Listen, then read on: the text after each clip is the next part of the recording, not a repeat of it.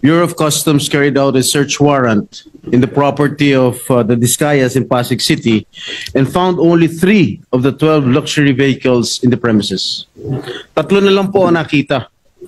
Mr. President, ayon sa aking nakalap na impormasyon, nasa 80 sasakyan ang pagmamayari ng mag-asawang Discaya at ng kanilang mga kumpanya.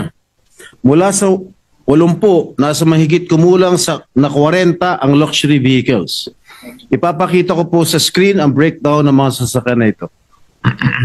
In the LTO records, Mr. President, there are 63 vehicles, luxury and mainstream brands.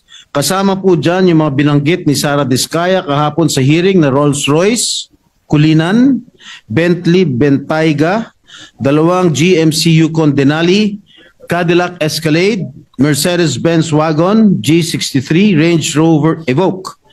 May 3 rin siyang binanggit kahapon, yung Range Rover Defender, Cadillac Escalade at Mercedes-Benz Maybach na wala po sa records ng LTO.